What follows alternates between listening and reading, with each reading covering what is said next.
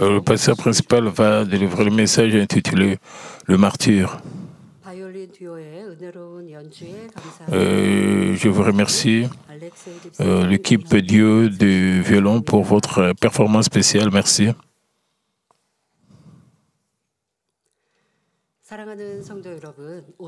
Frères et sœurs, aujourd'hui, c'est le dimanche de Rameau.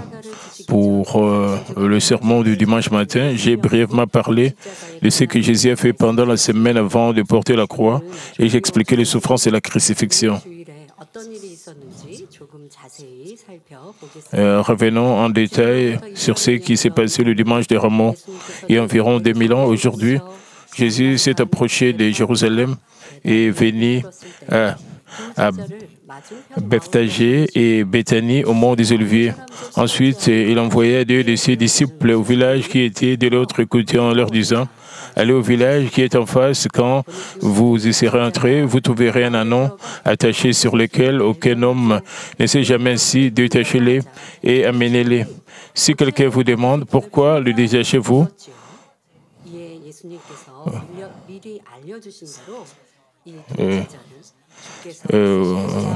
vous répondrez, le Seigneur en a besoin, comme Jésus l'a demandé, et ils leur en donnèrent gentiment la permission.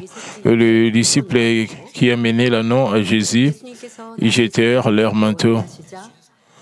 Pendant que Jésus marchait sur son anneau, d'autres disciples étendaient leurs manteaux sur la route, alors que Jésus descendait du mont des Oliviers et entrait à Jérusalem. De nombreuses personnes servaient d'escorte, certains marchant devant et d'autres suivant derrière. Et pendant qu'il faisait cela, des hommes et des femmes et des enfants agitaient des branches de palmiers et célébraient toutes les œuvres que Jésus avait accomplies et l'accueillir avec enthousiasme par de grandes acclamations. Béni est le roi qui vient au nom du Seigneur, paix au ciel et gloire au plus haut des cieux. Le dimanche des Rameaux est la saison qui commémore cet événement particulier. Nous avons vu la vidéo de la performance de Pâques. Les gens étaient en train d'acclamer devant et derrière, les gens se réjouissaient. Le dimanche du Rameau est la saison qui commémore cet événement particulier. Après que Jésus soit entré à Jérusalem le dimanche du Rameau, il a enseigné quotidiennement dans le temple de Jérusalem, des jours comme des nuits, et s'est reposé dans la maison de Marie de Béthanie. Même s'il a été accueilli par une foule si nombreuse à son entrée à Jérusalem, à peine 5 jours plus tard, les gens l'ont maudit en disant « Crucifiez-les, crucifiez-les ». Et finalement, Jésus a tiré son dernier trait sur la dire croix. Et Jésus a seulement obéi à la volonté du Père, a partagé l'évangile du ciel, a guéri les malades et a libéré les gens de l'esclavage des mauvais esprits.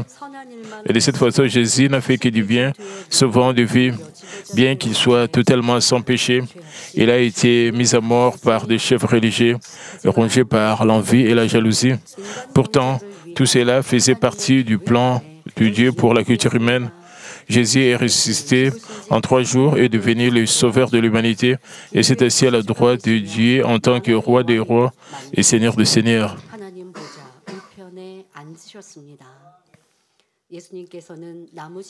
En étant pendu à la croix de bois, Jésus a porté toute la malédiction des hommes, a versé son sang précieux pour la rédemption de nombreuses personnes et a renoncé sa vie sainte pour offrir la vie éternelle aux âmes en route vers la mort. Et ce faisant, il a ouvert grand le chemin du salut à l'humanité et d'innombrables personnes sont entrées au ciel au nom de Jésus-Christ. Aujourd'hui, à l'occasion du dimanche de Rameau, permettez-moi de prêcher sous le titre le martyr pour honorer le sacrifice de Jésus-Christ ainsi que la foi et les actes des chrétiens qui ont suivi son chemin.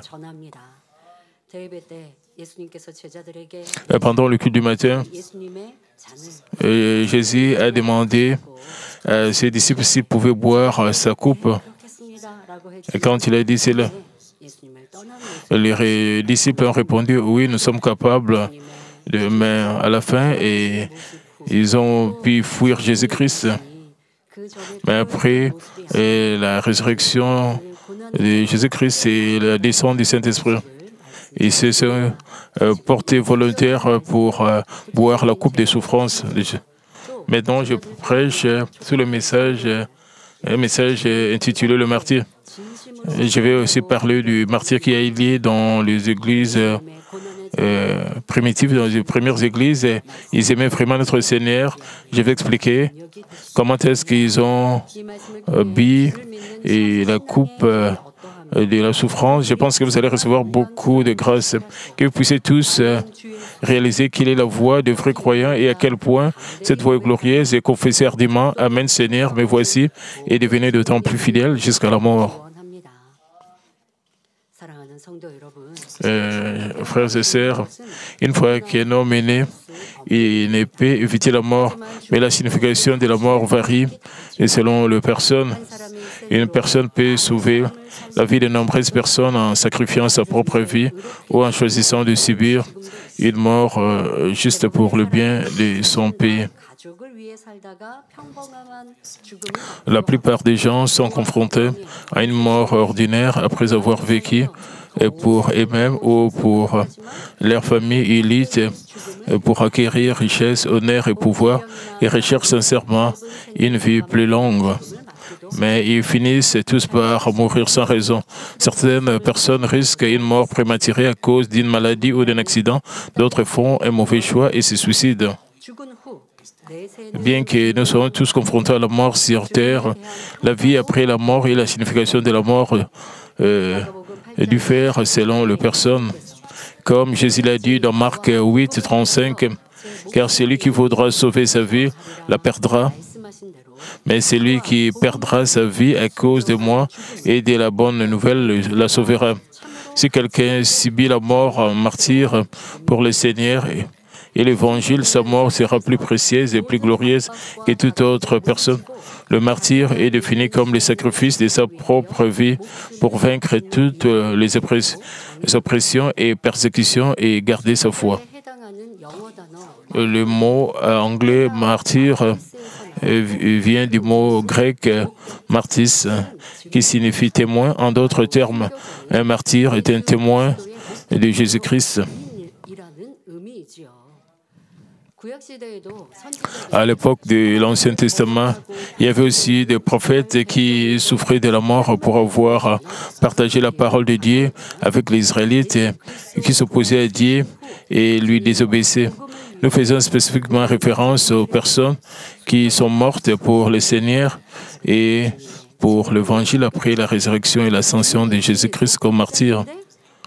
Le premier martyr de la Bible, puisqu'ils ont été témoins du Seigneur, ils ont donné leur vie comme martyrs.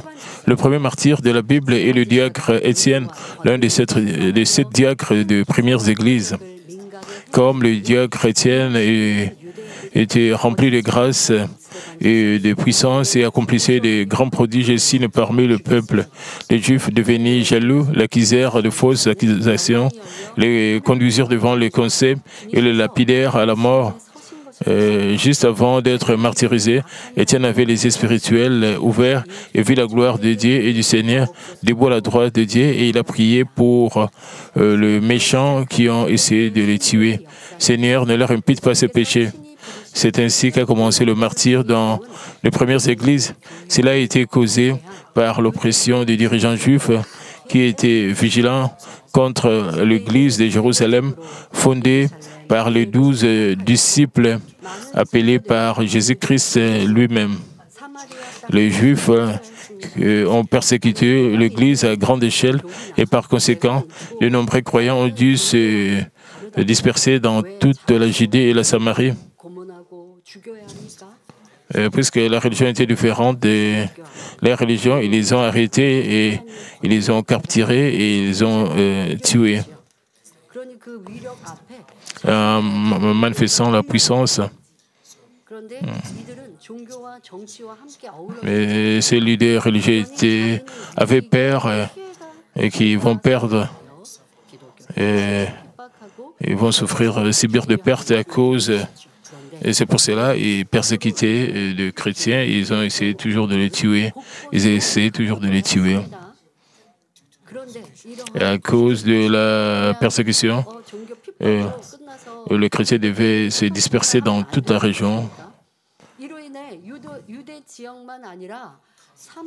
Mais par conséquent, non seulement en Judée, mais aussi en Samarie et dans les régions païennes, y compris Antioche.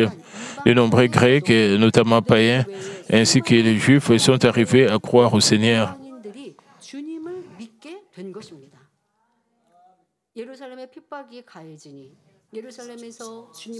Et comme Jérusalem était persécutée, et les croyants qui menaient leur vie à Jérusalem devaient se disperser. Et après être spirités, ils ne sont pas restés silencieux. Et ils ont continué à proclamer que Dieu est vivant et proclamer au sujet de Jésus-Christ. Alors les gens étaient évangélisés partout où ils allaient. À mesure qu'il y avait une augmentation massive du nombre de croyants, les Juifs devinrent d'autant plus craintifs et vigilants. Et Hérode Agrippa II, qui avait été nommé à l'époque pour régner sur la Judée, persécuta les églises et les 12 apôtres pour gagner le soutien des Juifs. Comme Acte 12, 1, 2 dit, vers le même temps, le roi Hérode s'est mis à maltraiter quelques membres de l'Église et il fit mourir par l'épée et Jacques, frère de Jean.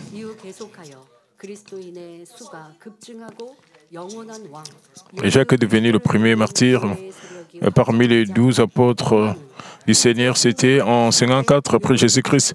Même après, le nombre de chrétiens a fortement augmenté, alors que les églises qui croyaient en notre roi éternel Jésus-Christ élargissaient leur territoire.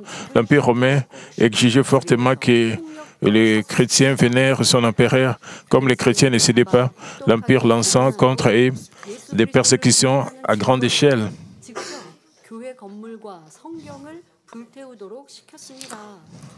Ils persécutaient les chrétiens. Ils arrêtaient les chrétiens. Ils étaient brutalement torturés. Donc, les soldats romains incendiaient les maisons des chrétiens. Ils n'hésitaient pas à leur infliger de violences en public. Ils ont arrêté les chrétiens, les ont brutalement torturés, leur ont ordonné de brûler leurs églises. Et la Bible, comme preuve de leur rayonnement de Jésus-Christ, ils ont privé les chrétiens de leurs fonctions publiques, confisqué leurs biens et les ont interdit de trouver un emploi restreignant ainsi leur activité économique. Une fois arrêtés, les chrétiens ont subi toutes sortes de tortures pour les utiliser comme source de divertissement. L'Empire romain les a menés à l'amphithéâtre appelé Colisée et en a fait la proie des lions affamés et le brûlait également sur le bûcher où le faisait combattre un lion avec une seule épée à la main. À l'époque, le Colisée pouvait accueillir 50 à 80 000 spectateurs. Je pense que vous pouvez visualiser de telles scènes si vous avez regardé le film Quo Vadis qui dépeint la magnifique mort des chrétiens au Colisée. Concernant les horribles persécutions contre les chrétiens, un professeur de l'université de Cambridge a écrit dans son livre L'Empire romain. Il y avait des lions qui étaient des animaux féroces. Même un homme fort ne pouvait pas abattre ces lions.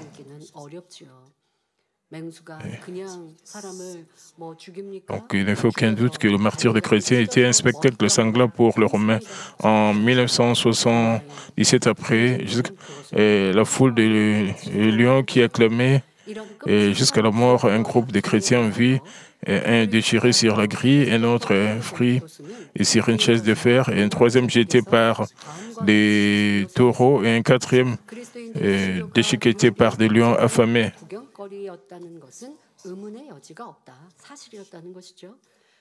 Comme je le disais, donc, concernant les horribles persécutions contre les chrétiens, un professeur de l'université de Cambridge a écrit dans son livre L'Empire romain, Et il n'est fait aucun doute que le martyre des chrétiens était un spectacle sanglant pour les Romains. En 1977, après Jésus-Christ, la foule de Lyon et qui acclamait jusqu'à la mort un groupe de chrétiens en vie, un déchiré sur la grippe, un autre pris sur une chaise, et un troisième jeté par les taureaux, et un quatrième déchiqueté par des lions affamés, tandis que les spectateurs bien habillés et bien assis regardaient dans l'amphithéâtre les chrétiens jetés aux lions, montraient de manière spectaculaire comment le pouvoir de la majorité était abusé contre les minorités chrétiennes.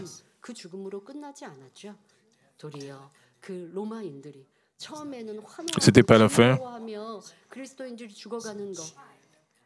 Les Romains applaudissaient et se réjouissaient à cause de la mort des chrétiens. Et c'était comme et avec le passage, ils ont commencé à se poser des questions. Ce sont aussi des êtres humains.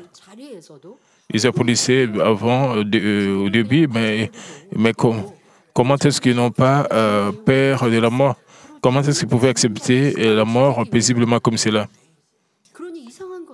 Ils ont gardé leur foi et ils mouraient. Alors les spectateurs commençaient à se poser des questions. Et les chrétiens qui chantaient Alléluia devant la mort. Et ils mouraient avec des sourires. Alors les Romains commençaient à se demander qu'est-ce qui s'est passé. Et se demander des questions au sujet de la foi de ces chrétiens. Et c'est de cette manière-là qu'ils ont finalement, et même Romains, accepté Jésus-Christ. Pour que cela puisse arriver, les chrétiens devaient endurer la persécution. Évitant la persécution de Rome. Les chrétiens se cachèrent dans les catacombes parce que s'ils étaient exposés, ils pouvaient être arrêtés et ils devaient être mis à mort. Et bien sûr, ils considéraient que c'est là un honneur de mourir pour le Seigneur. Mais pour garder leur foi, ils devaient se cacher. Et dans certains endroits, appelés catacombes. Les catacombes étaient un système de tombes souterraines et plus de 50 d'entre elles ont été découvertes autour de Rome. Et la longueur de toutes les catacombes découvertes combinées mesure plus de 870 km. Ces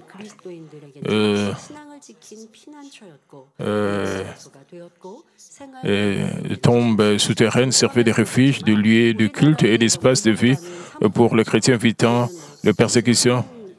Si vous pouvez voir sur l'écran, les tombes sont différentes de nos tombes. Il y avait comme il y avait beaucoup comme des tiroirs et les cadavres étaient mis dans ces tiroirs. Quand je suis allé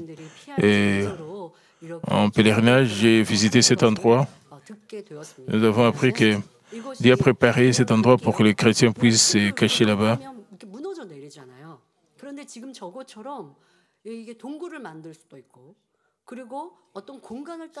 Normalement, il préparait des caves.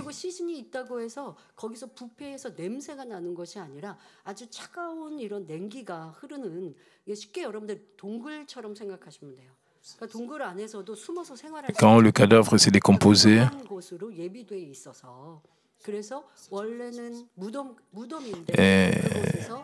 tel endroit a été préparé.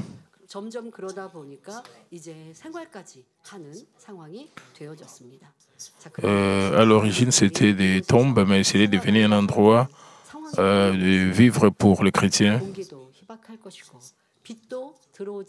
Et cela ne signifie pas que les chrétiens vivaient là-bas confortablement. Et ils ne pouvaient même pas élever leur voix parce que pour garder leur foi, ils devaient rester là et se cacher là-bas.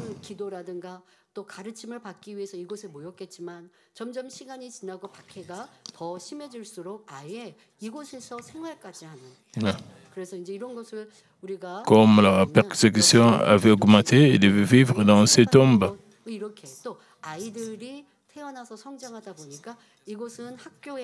Il y avait des lieux spécifiques pour la prière, pour le culte, pour l'école. Il y avait des tels endroits désignés dans les catacombes.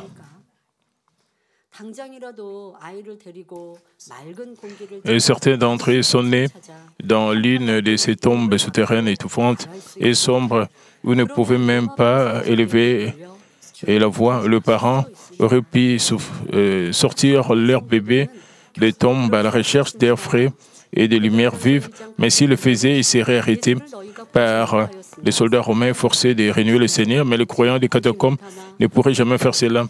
1 Pierre 1, 8 à 9 nous dit, « Lui qui vous aimez sans l'avoir vu, en qui vous croyez sans le voir encore, vous réjouissant d'une joie ineffable et glorieuse, parce que vous obtiendrez le salut de vos âmes pour prix de votre foi. Leur cœur débordé de l'amour du Seigneur pour la croix, délivré par les apôtres, alors qu'ils se rappelaient quotidiennement la promesse du retour du Seigneur. Ils attendaient avec impatience sa seconde venue. Même s'ils n'avaient pas vu le Seigneur personnellement, mais ils ont entendu les paroles des apôtres. Comme ils croyaient aux paroles des apôtres, ils pouvaient garder leur foi, même dans de telles souffrances et persécutions.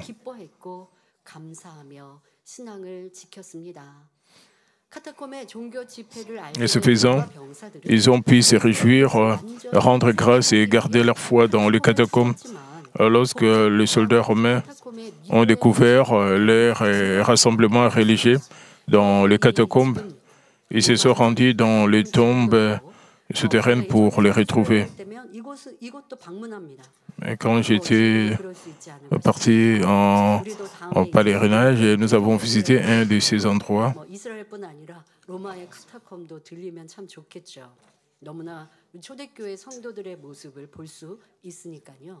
Et plus tard, quand nous aurons encore le pèlerinage, nous pouvons aussi visiter un tel endroit pour apprendre au sujet de leur foi. Il y avait des tombes souterraines.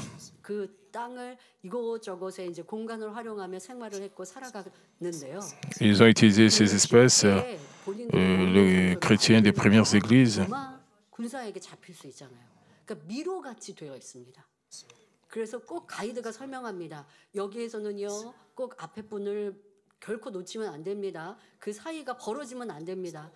Et le guide nous a dit, il était très sombre. Vous pouvez voir sur l'écran. Vous voyez des lumières, parce que les gens essaient de... Si vous allez au fond, c'est très sombre.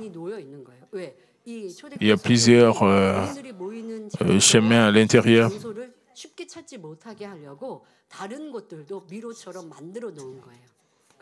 Pour que ça soit difficile d'être retrouvé et même les guides peuvent se perdre. Il y a beaucoup de routes, beaucoup de chemins et les chrétiens créent cela pour compliquer les gens qui pouvaient les rechercher. Même quand les soldats romains sont allés dans les tombes. Et ce n'était pas facile de retrouver les chrétiens parce que c'était très compliqué. C'était comme des labyrinthes pour survivre face aux persécutions. Et ils pouvaient dire maintenant errant dans les dalles des catacombes pour survivre aux persécutions. Les premiers chrétiens s'identifiaient les uns les autres à travers un symbole secret appelé Iktis. Et Iktis, est l'acronyme d'une expression grecque et qui se traduit par Jésus-Christ. Iktis, c'était un symbole secret, comme vous voyez. Et c'est comme un poisson, ça semble comme un poisson. Quand nous sommes allés en pèlerinage, le guide nous a bien expliqué. Avec ces signes et ces salués, shalom, ils pouvaient savoir qu'ils sont s'identifier comme chrétiens à travers ces symboles secrets. Donc, Ictus, c'est l'acronyme d'une expression grecque qui s'est traduite par Jésus-Christ, le Fils de Dieu Sauveur. Puisqu'il s'était persécuté, il devait s'identifier à travers ces symboles secrets.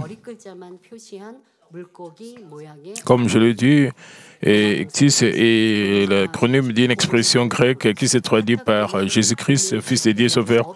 Les soldats romains ont tenté de dissoudre leur enseignement secret par des méthodes de torture sophistiquées et ont tenté de les détruire complètement. Ils ont gardé leur foi dans le secret. Ils ont utilisé les tombes souterraines comme espace de vie quand les soldats romains ont trouvé cela. Mais le nombre de chrétiens ne faisait qu'augmenter.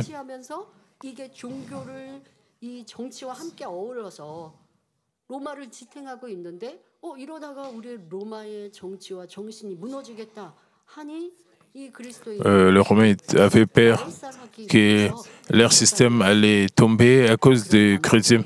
Et ils étaient déterminés à détruire les chrétiens. Et par exemple, lorsque les parents ne reniaient pas leur foi malgré toutes sortes de tortures qui leur étaient infligées par une journée glaciale, les Romains amenaient un de leurs enfants grelottant de froid.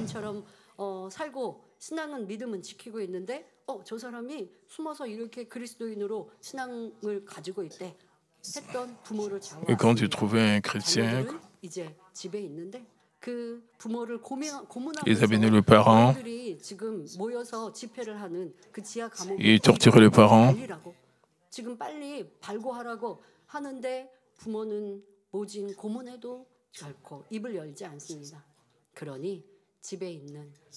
Il leur demandait de montrer comment est-ce qu'ils pouvaient retrouver d'autres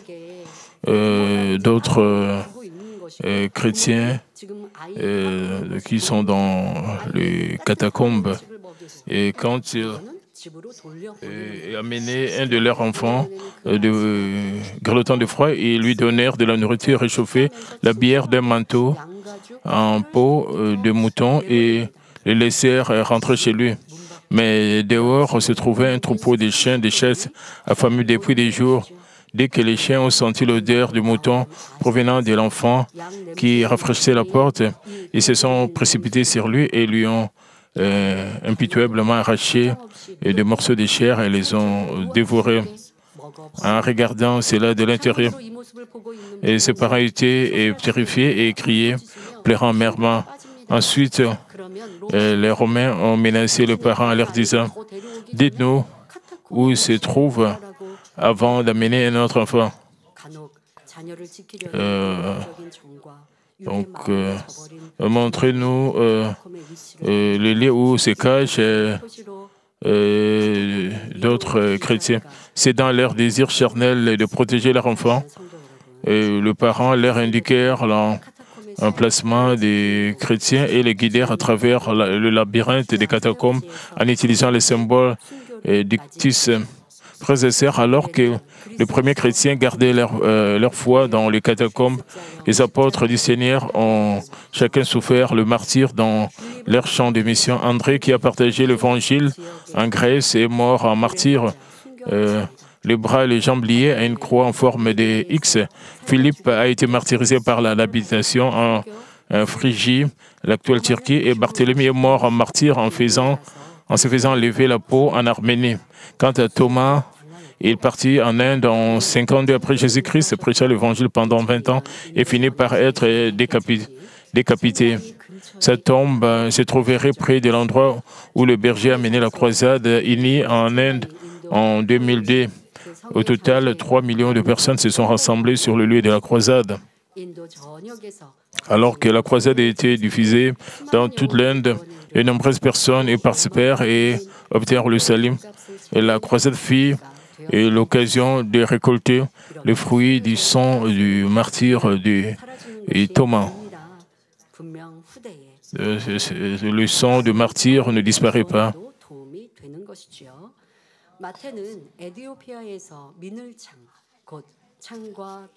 Matthieu a été martyrisé en étant attaqué avec une arme mortelle appelée hallebarde, une longue lance avec une lance de hache.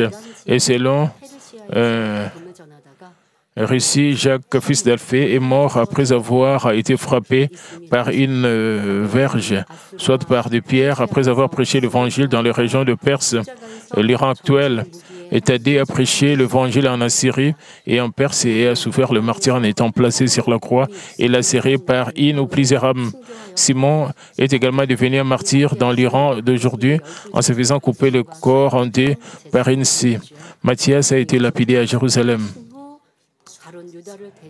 Il a été choisi comme disciple après la résurrection du Seigneur. Il a été choisi à la place de Judas Iscariote. Et il est mort aussi comme martyr. Il a été torturé sur la croix et finalement mort en martyr en étant décapité.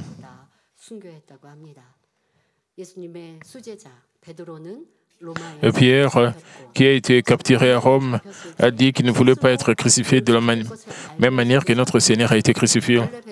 Pierre savait et il sera capturé.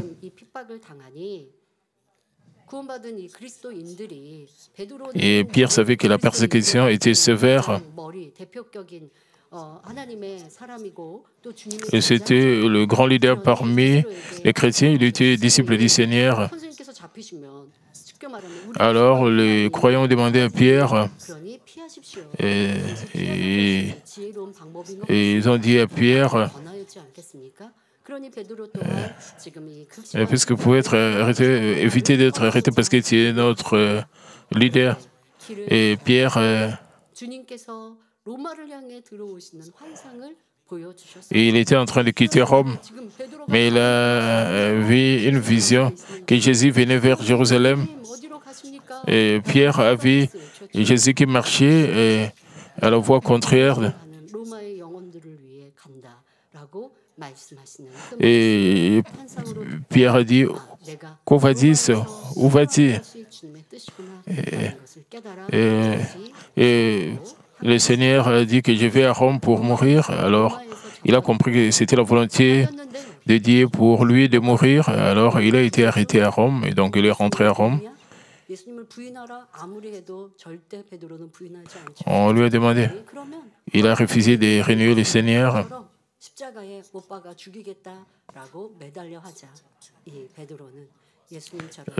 Il a été menacé de mourir sur la croix.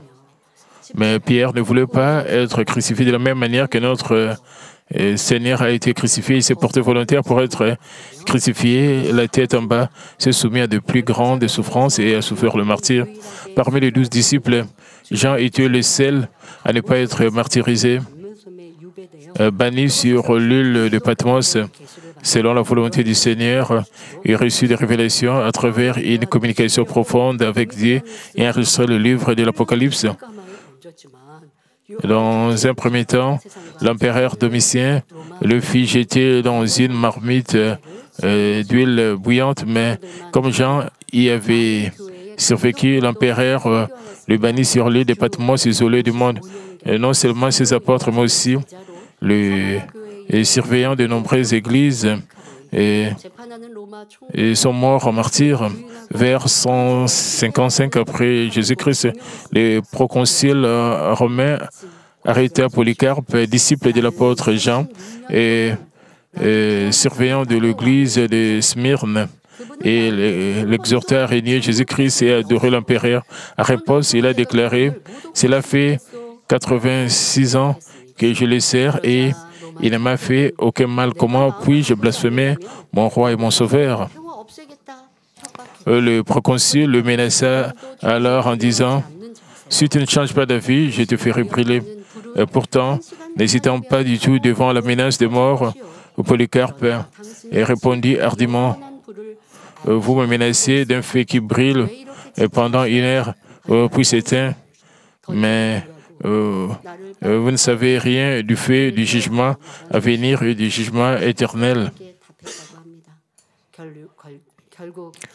Pourquoi attendez-vous » Polycarpe, le surveillant, fit brûler et vif et mourit en martyr.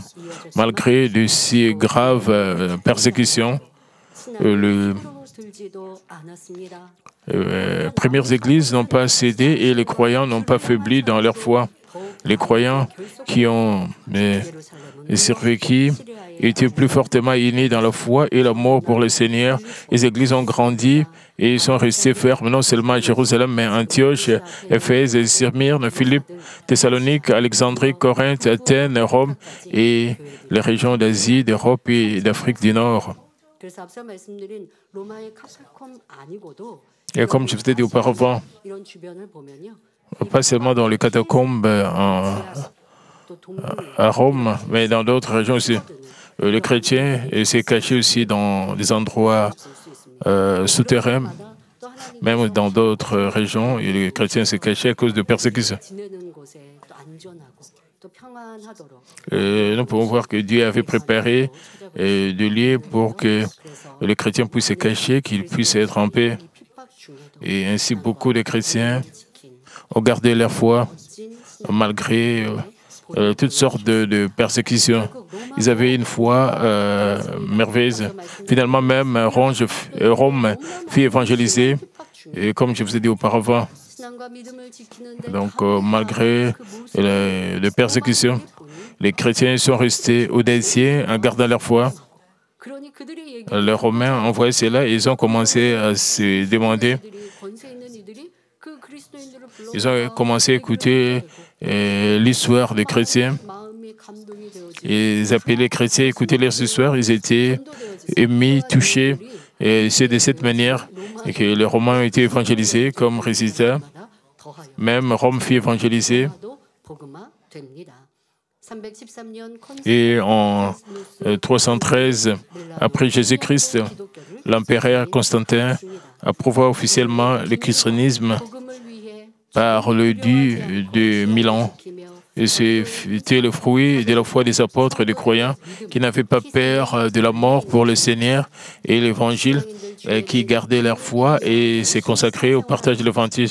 Certains chrétiens mènent une vie chrétienne sérieuse avec foi au Seigneur, mais face à des épreuves inattendues, de malentendus et de problèmes, ils grognent et s'angoissent en passant. Comment se fait-il que Dieu ne me protège pas?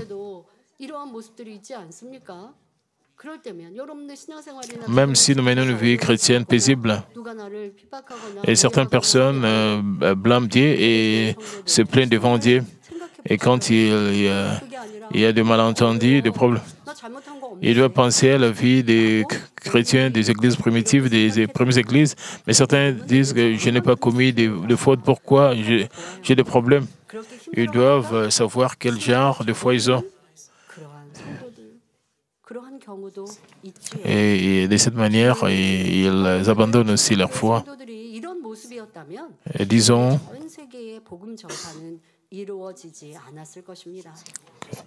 les chrétiens des églises primitives avaient abandonné leur foi à cause des persécutions, alors l'évangélisation ne serait pas arrivée au point qu'elle est aujourd'hui. Mais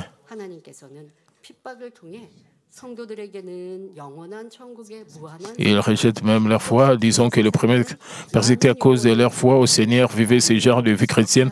À cette époque, l'évangile ne serait pas répandu partout dans le monde comme aujourd'hui, puisque le sang précieux de notre Seigneur a le pouvoir et la vie. Le sang précieux de notre Seigneur a la puissance et la vie.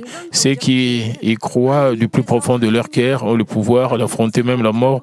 L'ennemi, le diable, a tenté d'enlever la foi des croyants par la persécution. Mais à travers la persécution, Dieu a donné à ces croyants des récompenses illimitées du ciel éternel et a étendu la justice en sauvant de nombreuses âmes dans le monde. Frères et sœurs, beaucoup de sang de martyrs a été versé en Corée également lorsque l'évangile est entré dans le pays et pour la première fois pendant la domination coloniale japonaise et pendant la guerre de Corée.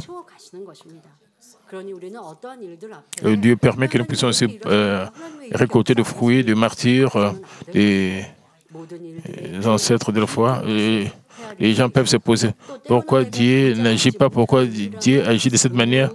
Nous devons réaliser la volonté profonde de Dieu. Si nous ne pouvons pas comprendre, nous devons rester silencieux et attendre. Et après un certain temps, nous allons réaliser que tout était l'œuvre de tout était la mort de Dieu. qui essaie toujours de nous donner de bonnes choses. Nous ne devons pas rapidement nous plaindre. Nous ne devons pas avoir des réactions hâtives. Frères et sœurs, beaucoup de sang de martyrs a été versé en Corée également lorsque l'Évangile est entré dans le pays pour la première fois. Pendant la domination coloniale japonaise et pendant la guerre de Corée. Pensez à la dynastie des Choson. Qu'est-ce qui est arrivé?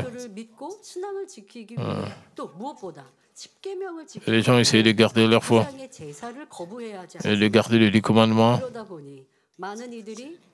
Dans le premier jour du christianisme en Corée, lorsque l'Évangile a été introduit pour la première fois sous la dynastie Choson, de nombreuses personnes ont été persécutées par le gouvernement et ont souffert le martyre alors qu'elles essayaient de garder leur foi en Jésus-Christ, en particulier en rejetant les rites ancestrales de garder les 10 commandements.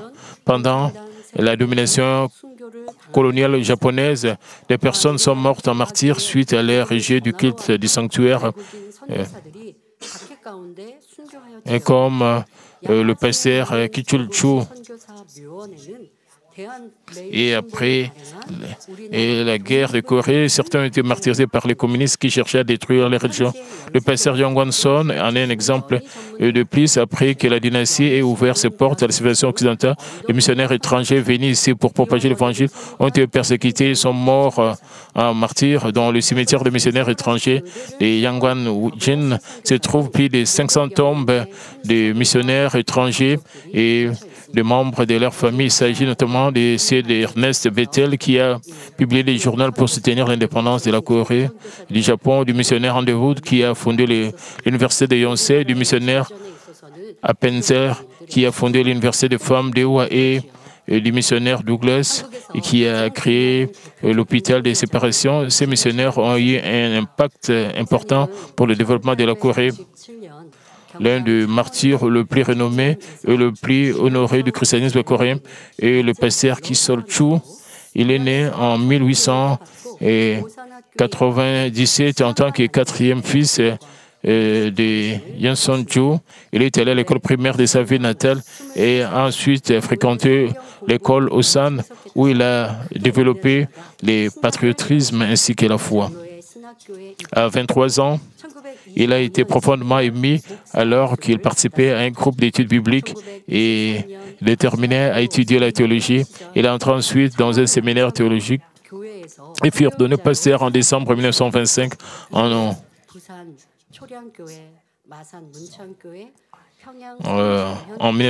décembre 1915. En 1923, il commença à servir comme pasteur adjoint dans une église alors qu'il était en 2e année. Par la suite, il a servi différentes églises de Busan, Masan, Pyeongtaek. À l'époque, la Corée était sous domination coloniale japonaise, de sorte que les Coréens souffraient non seulement d'oppression politique et économique, mais aussi des persécutions religieuses. Dans le cadre de la persécution, les Japonais ont exigé le culte au sanctuaire. Au départ, les églises coréennes s'y opposaient, estimant que c'était comme s'incliner devant des idoles, et les croyants qui refusaient d'adorer au sanctuaire étaient soumis à des menaces et à des persécutions. Pendant ce temps, en 1938, l'église à laquelle appartenait le pasteur Ju est devenue la première dénomination à publier une déclaration prouvant le culte les cultes du sanctuaire, cédant ainsi à l'oppression et à la conciliation japonaise. Le pasteur Ju et les étudiants du séminaire qui avaient protesté contre les demandes japonaises concernant les cultes du sanctuaire ont été arrêtés et interrogés. Et depuis, il a été emprisonné, torturé et persécuté à plusieurs reprises.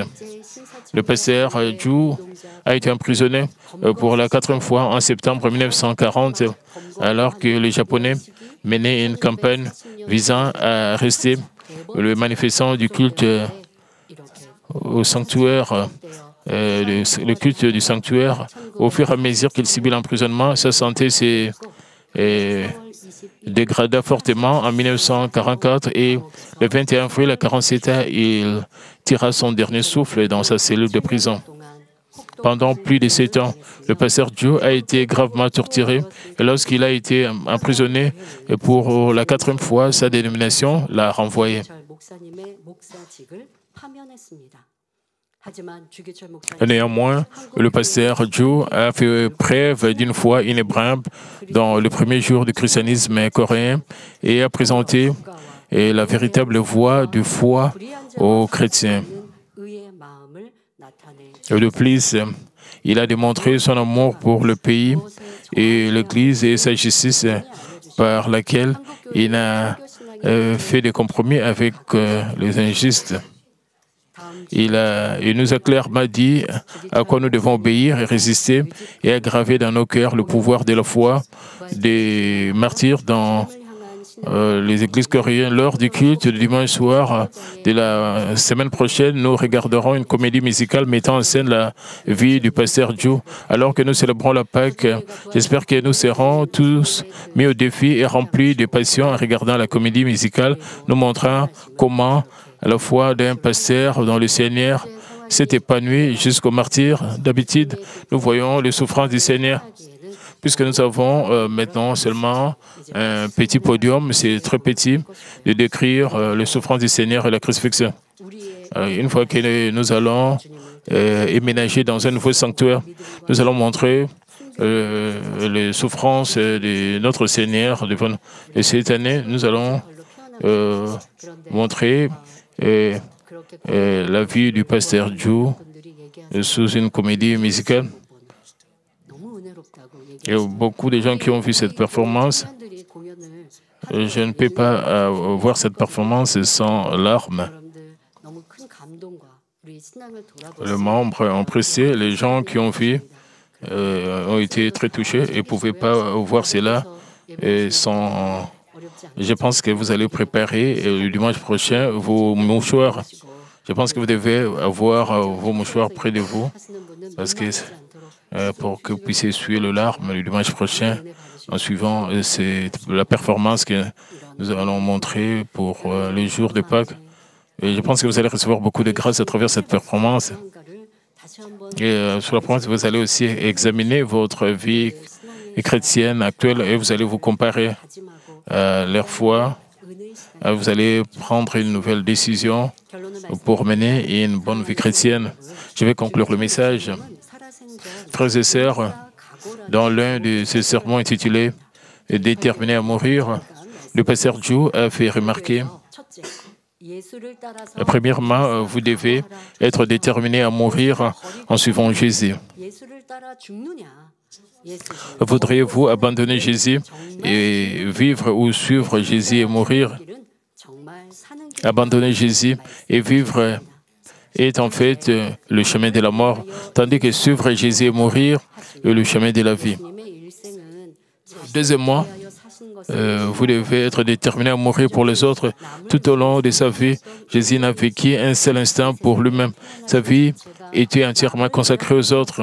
Sa naissance sur cette terre elle-même était due aux autres et sa mort était aussi pour le bien des pécheurs. Ainsi, les actes des croyants doivent également être caractérisés par les sacrifices pour les autres. Troisièmement, vous devez être déterminé à mourir pour la vérité de la résurrection. L'évangile de la résurrection nous est parvenu par le sang. Sous l'oppression brutale de l'Empire romain, plus de 100 000 croyants ont versé leur sang. Au milieu de persécutions de papes romains, 1 million de croyants ont versé leur sang. La Bible que nous lisons a été écrite par le sang et nous a été transmise par le sang. Nous devons aussi verser du sang pour protéger et partager cet évangile qui nous a été livré par le sang.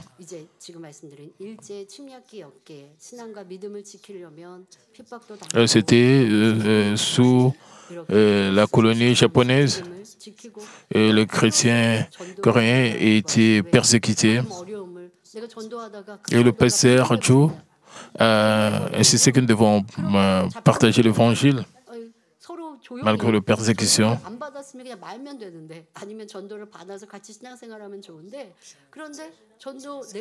Et c'était très risqué. Si vous partagez l'évangile, les autres peuvent rejeter et et faire les rapports aux soldats japonais. Et alors, les chrétiens qui partageaient l'évangile pouvaient être arrêtés. Même dans cette situation, le pasteur Joe a insisté que nous devons prêcher l'évangile parce que l'évangile est la vérité. Le pasteur Joe a exhorté ses croyants à évangéliser. Laissez-moi vous lire un extrait de sa prière. Le chemin de la croix est le chemin que nous devons emprunter. Une fois que vous réalisez l'amour de Jésus, vous pouvez l'aimer de tout votre cœur. L'amour est ce qui compte le plus. Par-dessus tout, nous avons désespérément besoin de cet amour. Il n'est pas facile pour le croyant d'observer les sabbats, de faire des offrandes, de donner des offrandes, de partager l'évangile et de vaincre le désir charnel éveillé dans leur cœur. Nous ne pourrons jamais y parvenir par nos propres forces ou par notre propre détermination. Mais si notre cœur déborde toujours d'un amour excessif pour le Seigneur, nos problèmes ne seront plus de problèmes. Nous n'accomplirons pas les tâches les plus difficiles à contre-cœur, mais avec joie et bonheur.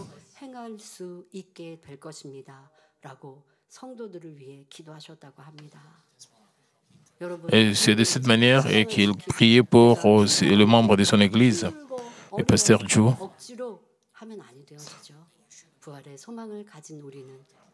Vous ne devez pas travailler pour le Seigneur contre-cœur ou de manière forcée. Nous devons faire les choses avec joie. Bien sûr, nous ne sommes pas persécutés pour le moment, alors nous pouvons mener notre vie chrétienne heureusement. Nous devons marcher avec plus de joie. Les apôtres, les disciples du Seigneur, le membre des premières églises et les croyants des catacombes et les ministres du christianisme coréen et primitif. Et donc, les premières églises coréennes aimaient tous profondément le Seigneur. C'est pourquoi ils souffraient volontairement du martyr pour le Seigneur et l'Évangile, comme le Seigneur l'a promis dans Matthieu 16, 27, car le Fils de l'homme doit venir dans la gloire de son Père avec ses anges, alors rendra chacun selon ses œuvres. Ils savaient, croyaient que le chemin aboutirait à la vie éternelle et à une immense gloire. Lorsque vous vivez sur cette terre, vous cherchez à acquérir la renommée, le pouvoir, la richesse et voie passagère ou à connaître Dieu qui est la source de vie et à vivre selon sa volonté. Cela fait une énorme différence dans votre vie éternelle au-delà. Dieu ne nous dit pas de subir le martyr par lequel nous abandonnons notre vie physique comme l'ont fait le disciple du Seigneur, le membre des premières églises ou comme le pasteur Joe. Avec la foi du martyr, nous devons lutter contre le péché, nous en débarrasser jusqu'au sang et mettre quotidiennement notre chair et notre moi à mort. Nous devons mourir chaque jour. C'est ainsi que nous mourrons vivants en martyrs et que vous puissiez tous remercier sincèrement Dieu d'avoir vécu une vie chrétienne paisible et de nous vous efforcer davantage d'atteindre la sanctification, la parfaite sanctification et de vous engager davantage à sauver les âmes. Maintenant, nous menons une vie chrétienne sans persécution parce que nous avons la liberté de religion. Mais notre confort peut détruire notre foi puisque les choses sont très communes parce qu'il n'y a pas de persécution. Si vous avez des persécutions, nous essayons de garder plus et de prier plus, sincèrement devant Dieu. Puisque tout est confortable, parce qu'il n'y a pas de persécution, les gens peuvent devenir très paresseux dans leur vie chrétienne parce qu'il y a beaucoup de bonnes choses dans le monde et leurs cœurs sont emportés par les choses mondaines et ils abandonnent leur foi. Il y a beaucoup de tels cas. Et quand vous priez pendant la prière de Daniel,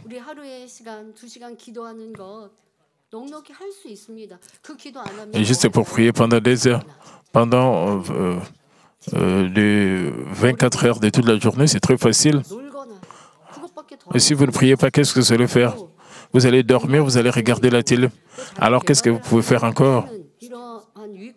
Les étudiants peuvent faire autre chose, ils peuvent étudier, ils peuvent s'améliorer. Juste parce que vous avez prié 2 heures du temps, cela ne signifie pas que vous serez derrière les autres dans le monde. Non. À travers vos prières, Dieu le Père va vous aider à avoir de meilleurs résultats. Et quand vous faites des efforts, puisque les gens ont plus de confort, les gens deviennent de plus en plus paresseux. Et comment cela peut être appelé la vraie foi? Alors, dans de telles conditions, ce sera très difficile pour vous de recevoir le salut. Vous pouvez recevoir à peine le salut. Il y a des chrétiens et qui ont gardé leur foi de toute leur vie. Nous devons vraiment, bien que Dieu ne demande pas de mourir comme martyr, mais nous devons rejeter le péché jusqu'au sang. Nous devons avoir la foi de martyr. Ainsi, je prie au nom du Seigneur que vous fassiez preuve de fidélité toute votre vie pour la gloire du Père et pour rembourser le prix du Seigneur, du sang de notre Seigneur, jouissant ainsi de la gloire, de briller comme le soleil au ciel. Prions tous concernant ce message. Père éternel, merci encore pour ces messages combien importants. Permets que nous puissions réaliser comment est-ce que les apôtres, les disciples du Seigneur, le membre des églises primitives, des premières églises ont vécu, ils ont montré leur foi, bien qu'il y avait de la persécution, ils ont enduré, ils se sont vraiment consacrés à l'œuvre du Seigneur, ils ont évangélisé, et raison pour laquelle aujourd'hui le christianisme est partout dans le monde. Père, permet que nous puissions réaliser cela, bien que pour le moment il n'y a pas de persécution, permet que nous puissions toujours avoir la foi de martyr, que nous puissions vraiment nous débarrasser de tout ce qui est péché, de tout ce qui est mal, pour que nous puissions atteindre la sanctification et la parfaite sanctification, que nous puissions gagner plusieurs âmes pour le Seigneur, que nous puissions évangéliser, Père, pour élargir ton royaume. Aide-nous à être ainsi, à être toujours guidés par le Saint-Esprit. Change nos pères, permet que nous puissions avoir vraiment de foi ferme, que nous puissions avoir de foi inébranlable, que nous puissions toujours rester dans la lumière, dans la vérité, au nom de notre Seigneur.